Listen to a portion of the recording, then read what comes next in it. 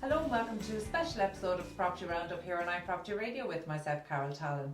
I'm delighted to be joined for the first time in 2024 by my co-host Emmet Creighton, Client Partnership Director with Daft.ie. And today we're coming to you from the offices of I Am Sold Bidding Platform in Galway with Director Patrick Folan and Property Consultant Kevin Hasset. You're very welcome all. Thank you so much, and thank you for allowing us into your office.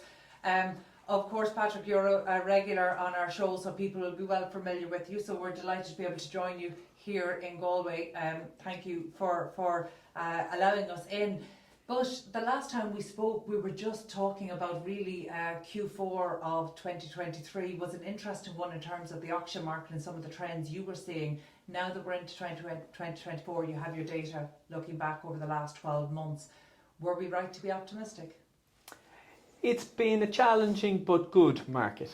Our challenges have been stock, same as everyone, although thankfully last year we held just about steady all year round, and that was steady versus the end of 2022 as well. So we found stock, even though stock in the market has been challenging, down I think over 20% last year, around 20%, we were roughly the same, up slightly, about 5% up.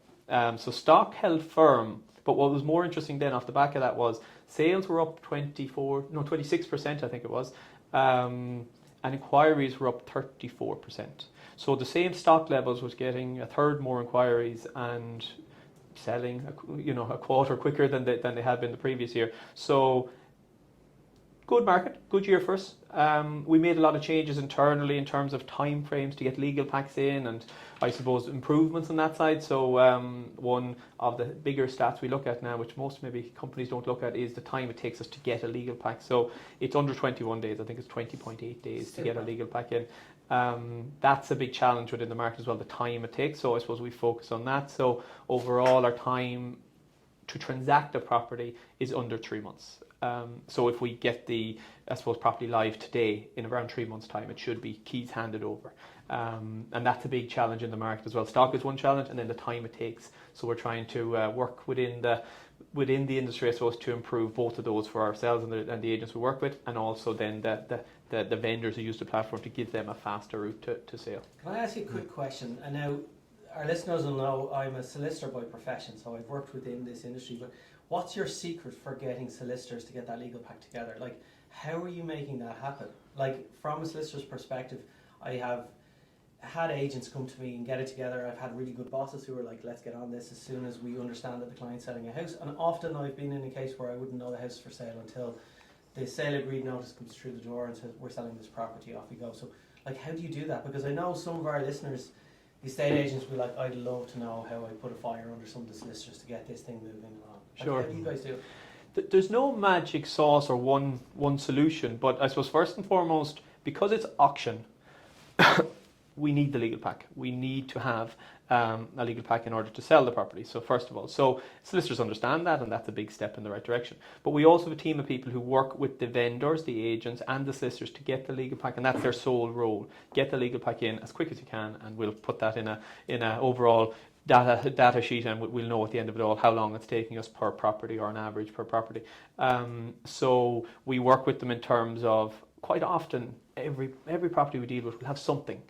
There'll be a cert of compliance missing, there'll be a boundary, there'll be fire eggs in an apartment block, there'll be commercial buildings with different bits and pieces, and we try to work through what are those bits and pieces that aren't currently available to us, and that might be organising the local engineer to come out and remap the property. So we're very involved in the steps that need to be taken. We don't prepare the packs ourselves, but we try to make sure that the right steps have been taken to get the legal pack in as quick as possible time, and that's liaising with vendors, our partner agents that are selling the property with us, and obviously the vendor solicitor as well. So that's a step one, is the actual preparation of the legal pack. And as I say, we've honed in over the years where we can help there, and how to best work with solicitors. It's not always, while we want the legal pack, we have to work within a remit of what. So you're a resource that both the solicitors, the vendor, and the agent can use to say, look, how do we answer this question? Where do we go next? Yeah, or even more so, trying to find out what is the question. Yeah. Where is the hold up? What are we try to figure out what are we actually waiting on, because that's often the real question, not what we have, it's what we need now, and usually it's some document or some bit of follow-up that's needed. And is that happening? Okay, we need an engineer to remap. Who's the engineer and when are they going out? And we might pick up the phone if we don't have a clear confirmation on when that timing will be. So we'll just try to keep the thing ticking over, that we're making small steps in the right direction every day to get the legal pack in on a couple of hundred properties. So it's working with the different parties just to try to make sure the right things are happening to get the legal pack in. That's step one.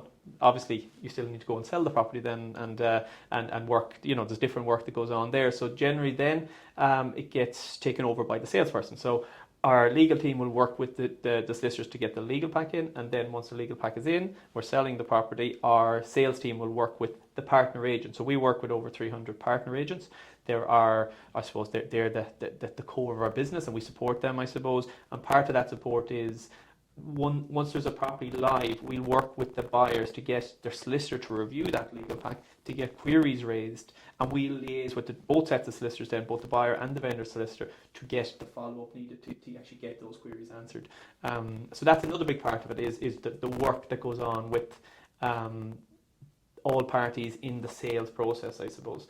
So it's twofold, I suppose, the legal pack initially, and then trying to get the buyers happy with that legal pack so that they'll bid on the property. And I suppose we jumped from the legal pack to getting it sold, but the part in the middle, how do you track the auction then? How do you do that? So obviously, once it goes live, it goes into all of the partner agents' advertising and all of our advertising. So what that looks like is, obviously, Daft.ie is the biggest search engine, so we'll use them. We advertise in different newspapers around the country. We advertise in Rightmove in the UK. We advertise in Property Pal in the north. We're in the north the last 4 years as well, so we're involved in that market. So it's quite large, I suppose, marketing. So the property platforms, plus in Ireland, UK, Northern Ireland, plus some newspapers on top of that as well. And the marketing fee for that, is that? We don't charge anything up front, actually. Okay. That's the big USP with us. So we run these marketing campaigns anyways. So whether X or Y property is in there or not, we'll actually be doing campaigns around the auctions and around the properties that we have live, so we don't charge anything for the marketing. The agents we work with quite often will have a few €100 of a professional photography and whatever other bits and pieces they're doing marketing wise, and that's them. If they're using our platform, we don't charge anything at all, and that's quite an attractive option both for the partner agents and the vendors, that they can access this process, I suppose, that will give them more exposure, that will be faster, that will be more secure at no upfront cost, I suppose. Yeah, because you'd imagine the more they spend marketing their property, the more interest it'll generate, the more inquiries it'll get, and the more it'll go into the auction. Would that be fair to say? Like, the more the vendor comes to you guys and the agent, you're both doing these marketing campaigns, that'll generate extra interest than, let's say, the standard, just putting it out there and hoping somebody comes along. Yeah, and I think we know the bulk of the interest is going to come through the online portals. So that's the Dafts and the other portals that are out there. Then what we do is slightly different. We tend to attract an audience that mightn't have been looking at Galway, Loughrea. They might be looking at the west of Ireland. Or Carol, maybe you're looking to buy in the west of Ireland and you've seen something lovely in Clifton, or somewhere that maybe you weren't specific about your location. We tend to find more that type of buyer where they weren't looking at that specific location, because if they were, they'll probably have found it on the property portals. They'll probably, I'm looking for an estate house in this town. You'll see it, they'll find it. It's the one that wasn't specific on where they were looking at, but maybe we sell lots of country houses, and maybe someone sees a nice country cottage or a big period property in County Cavan. Think, you know what? I want to get out of the city. I want somewhere different. I want that country house. It really sounds like they could benefit from that extra marketing then to attract the likes of Carol with all her money. Oh, but I would definitely be more Carol than Clifton. Thank you. No, but it is an interesting dynamic, because actually, then what that's telling me are these open. These are home buyers who are not tied to any particular location, or do you have a breakdown, say, in terms of investors? Yeah, so investors are a different ballgame then. So when you're dealing with an investor, they look at quite a lot of locations, sometimes regional to them. If they're in Dublin, they'll want Dublin or surrounds. If they're in Cork, they'll want Cork or surrounds. Or sometimes they don't mind, actually. Sometimes investors would buy anywhere. But what we find is we would sell a lot of investment properties, and we'd have a big investor database. Our database has around 70,000 people on it, or investors on it. Not all investors, I should say. Some would be home buyers as well, but lots of them would be investors. Ones who register for multiple properties, they tend to be more the investors. Yeah. And we see them buying multiple times through the platform. So they're repeat buyers. And the reason I'm curious about that is on every show when I speak to estate agents, we're always trying to understand the dynamics at play in the local markets and trying to understand the nuances of the local markets. And every single estate agent in the last year or 2 years, I've asked about buy-to-let investors, and I think the only exception was possibly Harry Southern and Carlo. Almost everybody else had not seen, they had seen negligible number of buy-to-let investors coming in. And this raises the question, is that because they're not going to the local estate agents and they're buying through I Am Sold? I think there's a lot going on with the rental sector. There's certain areas that there'll be less and less people buying investment properties because they're scared of the regulation. Maybe they had one investment property and it was, it is difficult being a landlord now. You're curbed in terms of what you can charge. You have to register once a year. You have to abide by laws that are changing. I've seen a stat. I don't know who I think it was on your show, Carol. Someone said several hundred changes of rules since the RTB started. So it's hard to follow and keep up to date with the rental sector. Therefore, lots of smaller landlords are not accessing the market, are not buying another investment property, and they're selling up, in fact. So the investors we're seeing are more so the investor that's a bit shrewder, is in the market, has a few investment properties, and maybe it's their sole income possibly, or a big part of their income, and they might be buying 2s, 3s, 4s, 5s over a certain number of years. A lot of we deal with a lot of the pre-63s in Dublin, and when I say we, it's always a partner agent using the platform, but we would see the same clientele over and over again. Or certainly if you have one today in January and you sell it in February, and then in March you take on a loan, the list will be largely very similar, and those guys will repeat buy and look for that type of stock. We are seeing more investors probably looking to us than ever, in that they're more used to us, they've seen the process, and in fact, because it's faster, they know they're getting a legal pack up front. They're savvy enough that probably what happens is they'll review that legal pack themselves before getting their solicitor involved, and they'll try to ascertain, are they happy with the legal pack before actually spending money on the solicitor side of things. And then once they're happy, then they'll say, it seems to be clean enough. Maybe they'll go and view it. Maybe they'll do a bit more homework into it, and then they'll bring their solicitor in to make sure that they've missed nothing in the pack. So they're used to dealing with us. They're happy with the process, that it's a cleaner process, that they'll actually be able to ascertain at a very early stage whether they're reasonably comfortable with the legal side of the property, which if it was private treaty, they wouldn't. They'd go and they'd bid on the property, they'd get their solicitor involved, then they get a legal pack some months later, and then they'd actually find out whether it's one for them or not. Patrick, do you think I Am Sold are benefiting? You talked there repeatedly about a cleaner process, and the reality is we haven't been good at tidying up and speeding up conveyancing in Ireland, and we know that's changing with IPAV championing the new seller's legal pack, and so we know that's going to reduce time, but right now that's still in build stage, so we're encouraging estate agents up and down the country to adopt this as best practice. So do you think there has been perhaps a benefit that I Am Sold has seen, that being able to offer this clean transaction? Because the reason I'm asking the question is, you gave me a stat the last time we spoke that blew my mind, and it was the percentage of your transactions that close outside of the auction process. Yeah, for 2023, do you have the stats? Yeah, 52% I think it was in the end. Wow. So just over half of properties sell before they go to auction. So that means the auction date might be in March or February, but someone wants to buy it today. They'll put in their bid on the platform to buy it today, buy it now, under auction terms, and if the vendors are happy to accept that, then it's sold. Emmet, does that surprise you to hear that stat?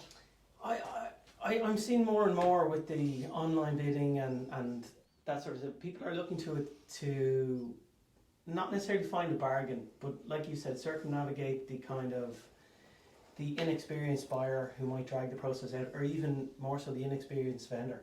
Because I'll give it to an estate agent, and the estate agent will get it sold, and then I'll think about appointing a solicitor to start getting the title deeds back from a bank, which could take weeks and months, as we all know. So like that, I'm seeing that, and I've seen it for years. Savvy people are like, how can I get around this? Just like you said, circumnavigating the process. And Patrick, are you seeing more like you said, your stock levels have kind of remained flat, even though the market has dropped almost 20% from last year. Yeah. Are you seeing there's more an adoption of auctioning properties more so than property treaty? Is that what's keeping you guys growing? Yeah, well, I suppose it has to be, doesn't it? If we're outperforming the market, it means that more agents are using the platform for more properties. So yeah, that's exactly it. I think one of the things actually, and sorry to cut across you, is when I speak to agents, is they need the stock moving through their system. If they get a property for sale from a vendor and it sits there for any number of months, there's a certain point where you start to lose money. I mean, they have a flat fee. We know fees have been falling for years and years, and we've brought it up before. But if a property stays there, you have to deal with inquiries, refresh the marketing, deal with the vendor, and at a certain point it becomes a loss leader. So you can see it makes sense. I think there's an awareness piece kicks in as well, and just because you mention fees, I always feel like I'm the least biased people, so I'm in the least biased position. I get to say estate agency fees are too low. I say that not being an estate agency, having never been an estate agency, but actually it is damaging to the industry that we've allowed that creep to the bottom. But that's I agree. We've done numerous shows on that, but I always feel it's so important that we make a point each time. We touched on it earlier on the marketing side of things. You said the agent might have a couple of £100 for drone photography, for a signboard. There's very little left there to market the property. Yeah. And you find the more well-heeled vendor who's selling the country estate, which you'd be interested in, they'll put thousands into marketing. They will, because they know by marketing the property effectively, you'll attract more buyers. Like I Am Sold attracting somebody that wants to buy in the west of Ireland, a premier property. Like having that extra bit of marketing does help, and estate agents they're cut to the bone on this sort of stuff at the moment. But look, there's an education piece that has been happening over the last decade as well. So from the first time, probably 5-6 years ago, we sat down to talk about I Am Sold. There's two bits of education has happened. First, the estate agent no longer sees you as a competitor or a threat, which they definitely did in the early days, whereas now it's very clear you are another resource, another tool to be used. But also, buyers have become increasingly sophisticated, not just in terms of technology, but actually in the certainty to be able to proceed in the organisation around having their finance in place. I think we're dealing with a different type of buyer than we were 5 years ago. Yeah, is that accurate to say? The buyers are more educated than they've ever been, but that's because they have the resources to be that as well. That the registered property price searcher gives them a certain element, but online there's a lot of info on the value of properties, but also the processes and also the challenges within property. So you're right. I think buyers, when we can tell them we have a legal pack up front, we have consent to sell at a reserve price. That's not pie in the sky. It's a realistic price. This is a serious vendor. And this can actually be bought. You could be in this is January, February, March, April. You could have the keys in April. Well, that really comes back to your USP, really. It's speed. Yeah. For both the vendor and the purchaser. Yeah. They come to I Am Sold to buy, to sell or buy a property. You have a partner agent who lists with you. You know you can get it done in 3 months. Yeah. And I suppose the education piece that Carol mentioned as well is twofold with the agent and the vendor as well, because obviously we're a platform that agents use. I suppose they've grown in their confidence of the process maybe and their experience of us, and therefore are better able to educate the vendor on actually this is the process that could work for you. So that education piece I think is something that has happened in the last few years, which is why we're seeing a bit more stock on the platform than maybe the market norm. So I think it's largely around that understanding and knowledge of it. A culture piece as well, though. I mean, I think I Am Sold, like so many of the prop tech innovation that we've seen, it just shows that it's not just about the best solution. It's not about speeding up the process alone. You have to bring the market along with you, and that's the market on both sides of supply and demand. That there is an education piece that helps to change the culture, and I think in a way, maybe when we started talking about prop tech back in 2016, 2017, we maybe underestimated the culture change that had to happen. And to be fair, I feel like I've been having conversations, Emmet, with you and Patrick with you on this particular topic. So I'm really curious about the next generation. So Kevin, you've been very silent as this conversation is going on, but I'm very aware that actually what we need to do is harness the next generation of talent coming in. And you absolutely represent that. So you might just tell us a little bit about your background. Thanks, Carol. Yeah, I suppose I had an interesting transition into this industry in regards to my background came from organic farming. Quite throughout my 20s, it would have been organic farming. I actually got my first job in sales in 2019. working door to door selling electricity. So I did it for 2 years. I suppose interesting experience initially. First few doors, first few weeks were a bit scary, but eventually get beyond actually being able to talk to strangers and develop the actual skill process of how to get a sale. So from there, I suppose, when COVID hit, I couldn't work on the doors anymore. It wasn't possible, and that's when I went and got the opportunity for the apprenticeship here with I Am Sold. Well, talk to us a little bit about what the apprenticeship model is, because that's still relatively new in Ireland. So there'll be people listening in, who came by more traditional routes, and still some who came by what we would call the sitting by Nelly approach, who came in that were legacy, maybe into intergenerational firms. But talk to us a little bit about what made you think, because organic farming into estate agency seems like a really big leap, even with that transition. What was it that made you look at the apprenticeship programme and think, yeah, that's something I could tackle? I suppose it was an interesting one in that I was going to houses every day. In terms of door-to-door sales, that's kind of where I got the interest in houses. I suppose in sales, you're always looking to progress to the next level. And for me, from being on the doors, actually having the opportunity to sell a house is probably something that really appealed to me. So when I seen the apprenticeship online and come up, I applied for it, and I suppose it was a great experience from the point of view of actually having in-office experience here, dealing with customers, dealing with vendors, solicitors. So take us through your week in terms of learning and then in the office knowledge. Yeah, I suppose it was a day a week in college for me in Athenry in the GRTB. So I had the balance of, let's say, college and 4 days in the office. And I suppose you're learning the theory in college on a Wednesday. We used to go to college on a Wednesday. And you're applying it into your practical work here. So you're getting the experience of day-to-day learning in property and then being able to see how the theory applies to it. Fantastic. And I shouldn't be surprised that you landed in I Am Sold, because obviously, Patrick, and from previous conversations we have, you're a huge advocate, more than an advocate, for the apprenticeship programme. So you might just give people listening in an overview, because I think this is a really exciting industry, and as it's become increasingly regulated, maybe people feel that there are barriers to entry. So how can we as an industry together actually make this more attractive for the next generation coming in? Yeah, so it was brilliant to see the apprenticeship course being launched. 2018, they launched it in Dublin, following year Cork, and the following year Galway. The background, or my background, would have been a course in GMIT about 20 years ago when I did the 3-year diploma. And shortly after that, or a few years after that, they stopped the course completely because demand dried up in COVID. Or sorry, not in COVID, in the recession. And we then introduced regulation, which meant you needed a license to work in property. So from going to having courses around the country to no courses, and then in and around the same time was actually you need the course to work in property. So it was a real industry problem that was going to cause a big problem if it wasn't solved. So there was some options. IPAV have a course, SCSI have a course, but they were limited. And I know IPAV is in Tallon, Dublin, and that's a very good course, but for someone in Galway it wasn't really that practical.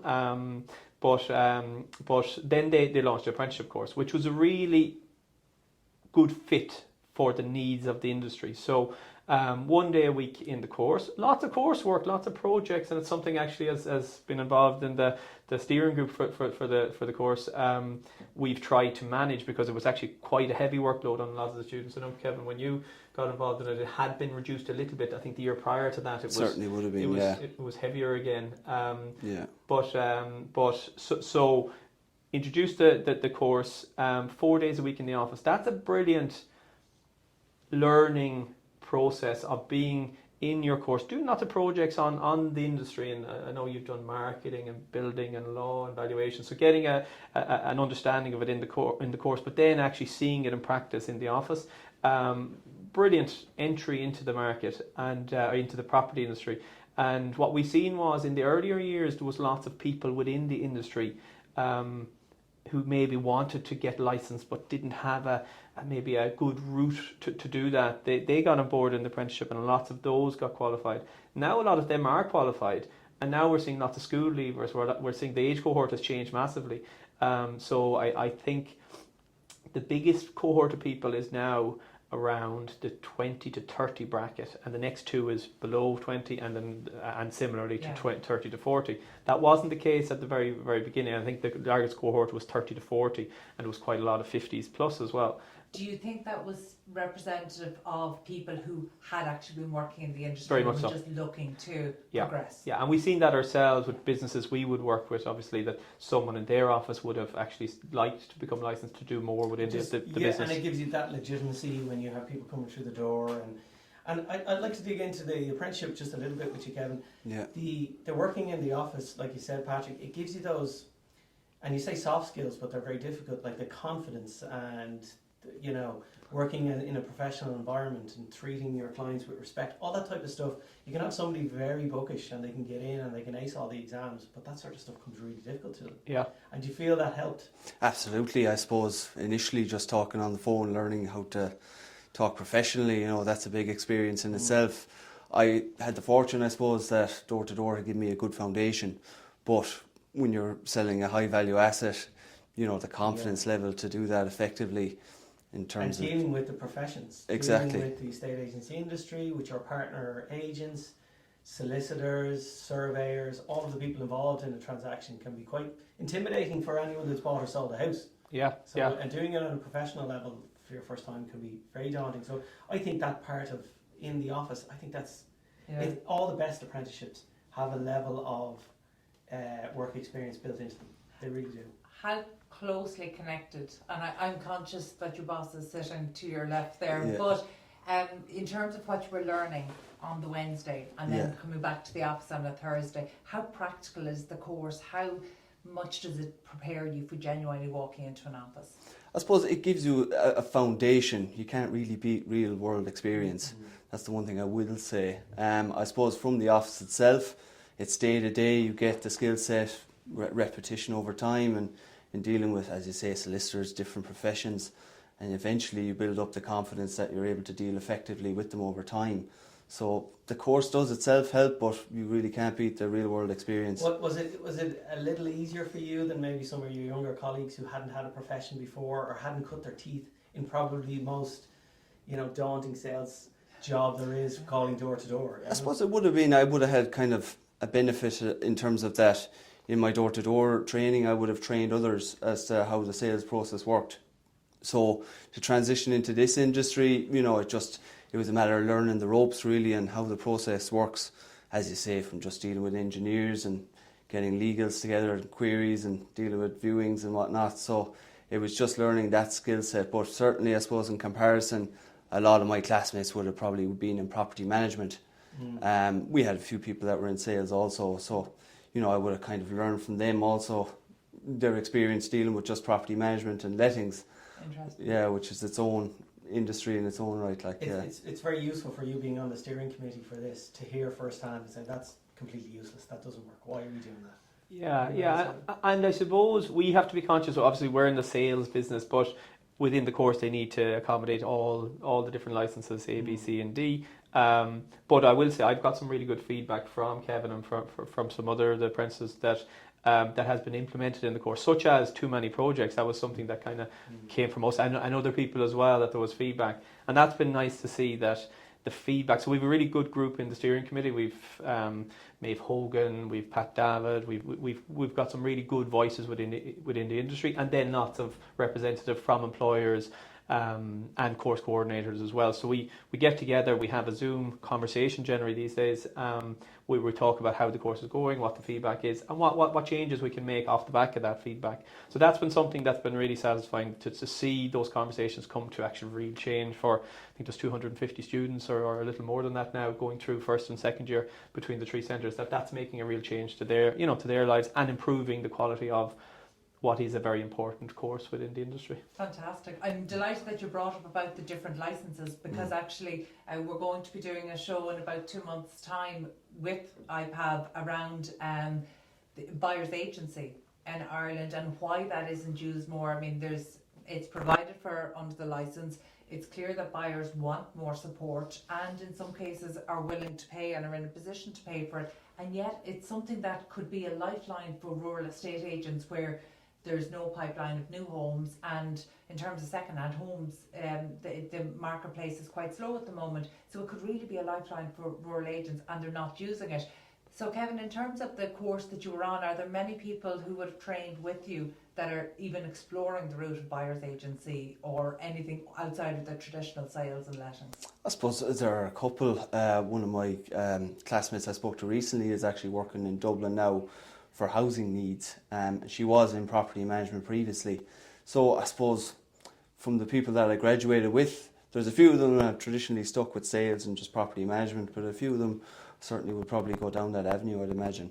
Yeah, it seems like a really underused and unexplored by the agents, and it could be something that could be a real lifeline.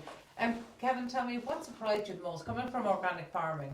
And you're absolutely right, I'll be more doing the reverse to what you're doing, Kevin. But coming from that and the background that you have, what surprised you most when you started to work with property?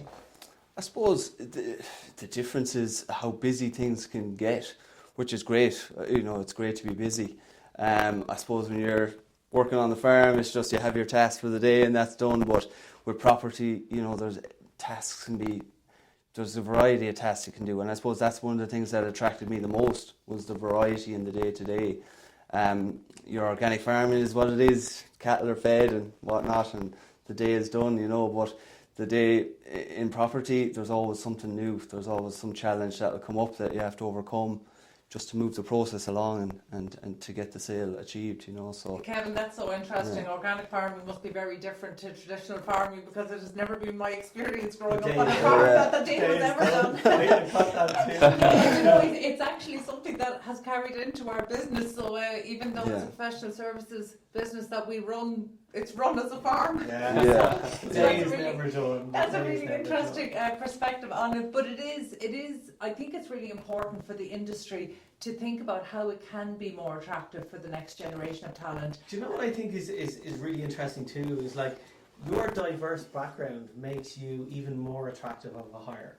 You have a sales experience, you've worked in organic farming. Those type of dynamic people, I think, make the best colleagues anyway. And then in particular professions, they can hone down skill sets that, say, a traditional trained background, and coming from, say, a legal background, you have people who are excellent in school, excellent in college, excellent in the law society, and become excellent lawyers.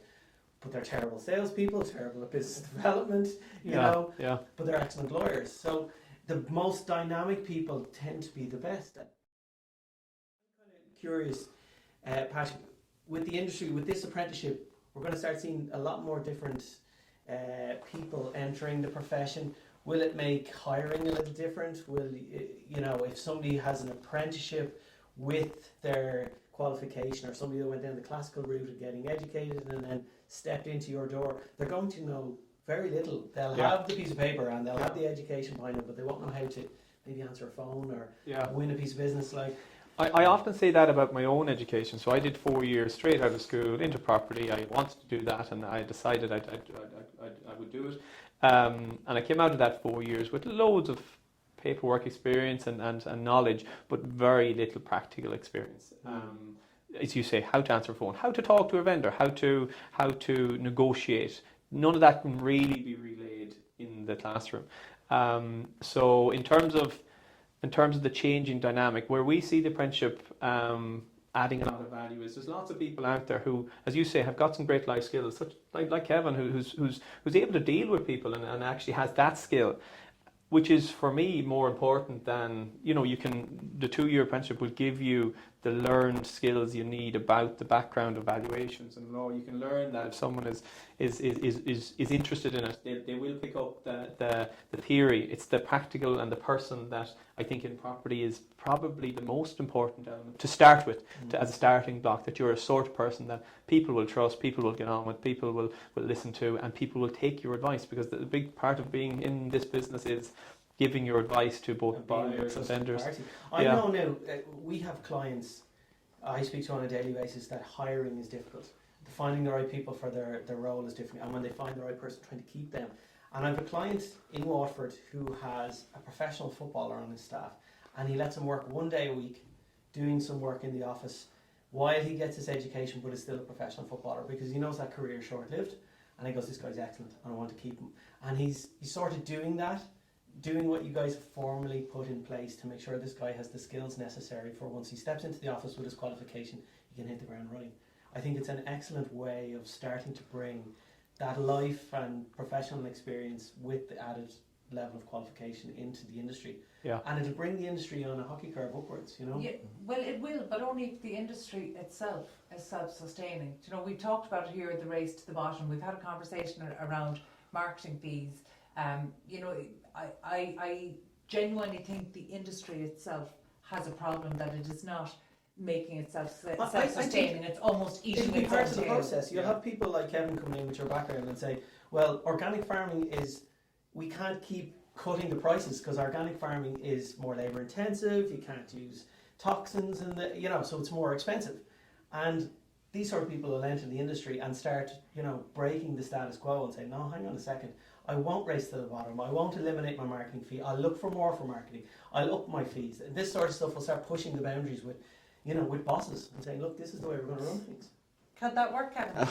I want that to be the case. So, is there an appetite? Is there a realization among your cohort? Okay, listen, why are we doing it like this? This is. Do you see things that could be changed? With a new perspective and.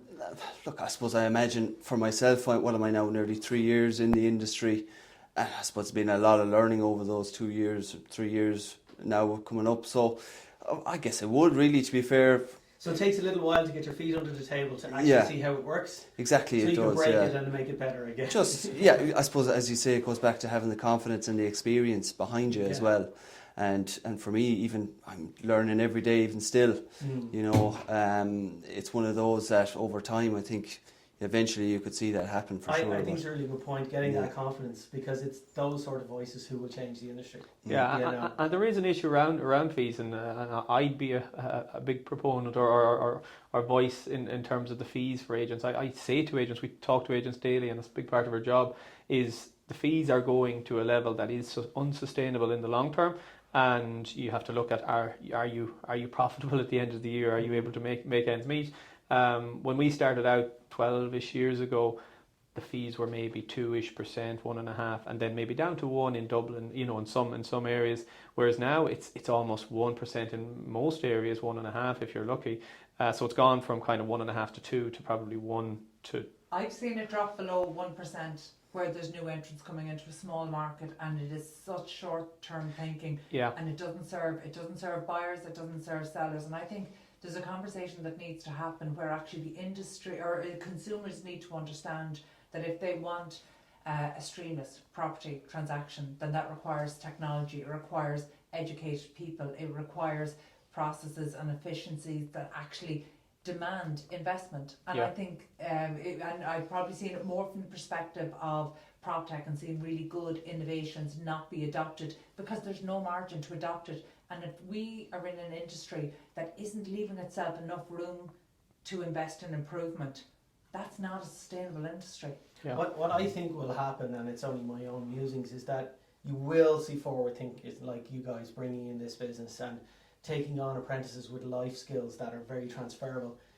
You'll dominate, and the people that won't change will fall away. I'm seeing agents immediately negotiate away their marketing fee for fear of losing an instruction, and then also that instruction staying on their books for 6, 8, 9 months and it being a loss leader. Yeah. So, cutting their nose off spite their face often. And again, but the problem is this race to the bottom, and it usually is new entrants coming into what they see as a crowded marketplace. And actually, just this morning, I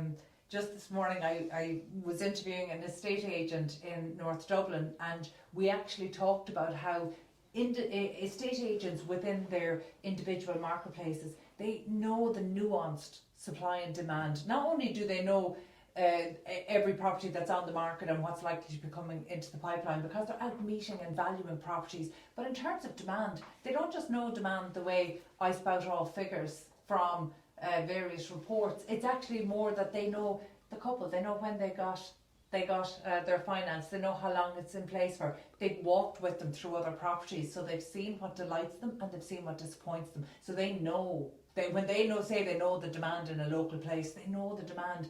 And I think technology can do a huge amount, and I'm a huge proponent of it, but every so often I am reminded about the human aspect, and I think estate agents have some human skills here. Usually they're very deep, intimate knowledge of the marketplace and who's buying and who's selling and who's likely to be buying and who's likely to be selling over the next 12 months. And they don't leverage that enough at all. They don't use it to their advantage. They're not positioning themselves as the local experts. Estate agents were always seen as the local experts in a property market. They don't do it anymore. Is there a correlation between what Carol is saying and your clients? So you've over 300 partner agents now that you're doing a wonderful service for, but there's another 1,200, 1,300 agents out there who aren't using. But what type of agent uses I Am Sold?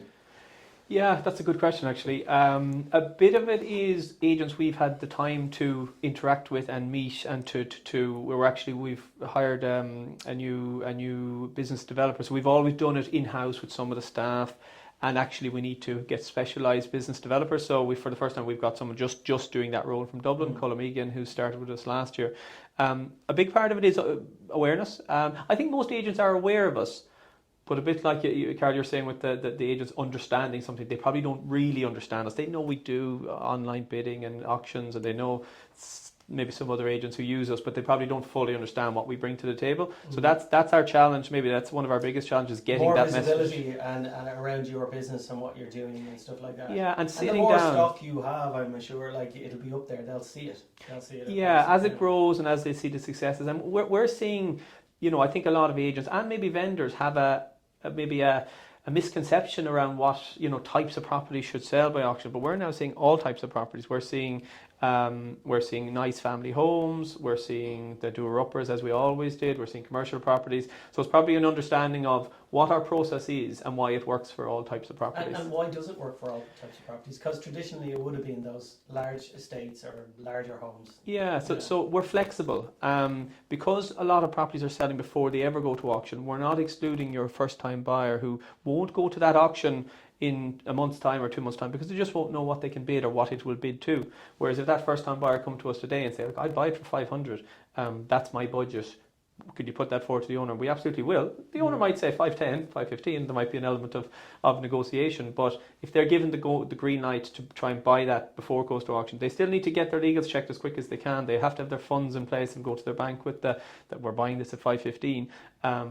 But that tends to happen, and they seem to have the comfort to do that because they know the owners will do a deal with them at 515 before it goes to auction. But they need to have their bid in before that, before that date, or ideally a couple of weeks before that date. So we'll work with them to give them that flexibility, and I suppose that's a big part of it. So no longer are we just dealing with the cash buyers and the problem properties. We're dealing with the cash buyers, problem properties, as well as family homes, as well as. That's a classic case of then the market demanding what you're doing, and then forcing the other agents to consider this as a route to selling their property. Yeah. Because before, if I'm not wrong, before these tools were available, the auction would have been run by the agent, on the rostrum.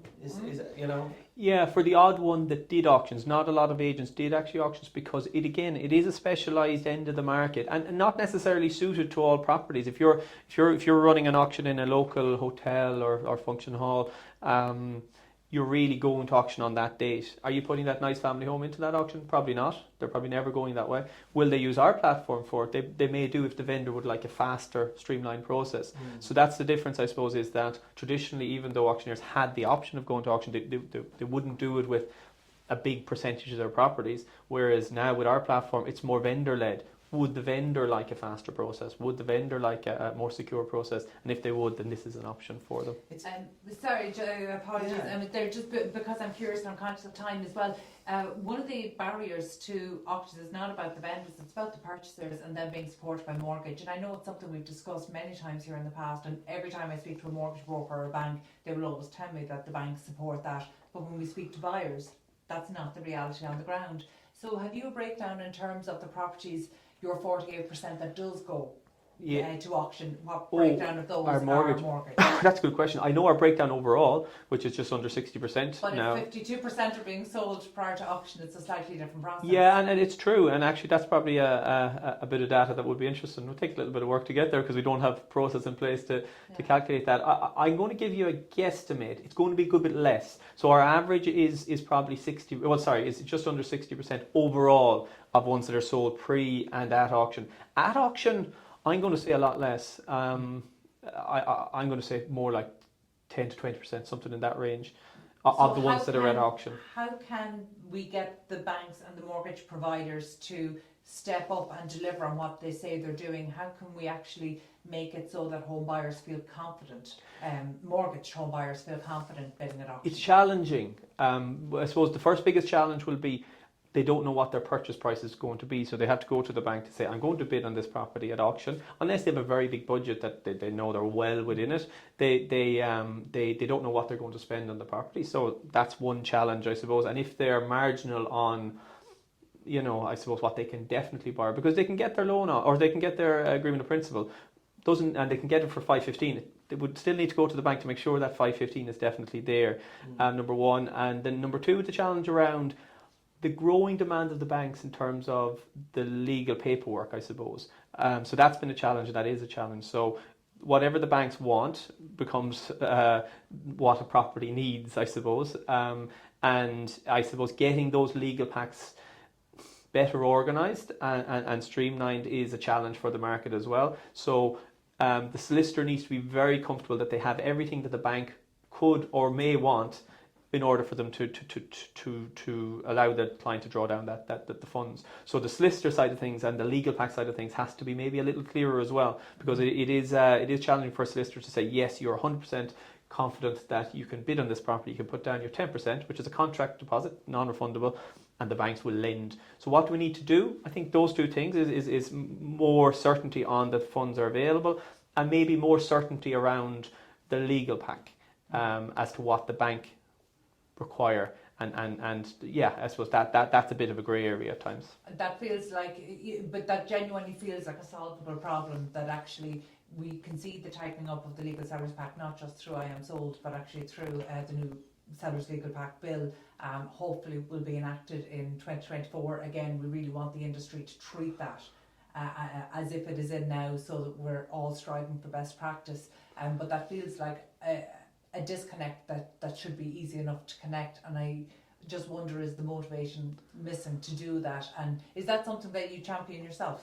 Yeah, so there's definitely a challenge within the banking side of things and the mortgage side of things. It is taking quite a long time, and that time is actually another factor, that if there's an auction in 2 weeks' time, the buyer sees a property today, they're very likely to bid on that property. They'd need quite a bit more time to maybe get themselves fully happy with the bank.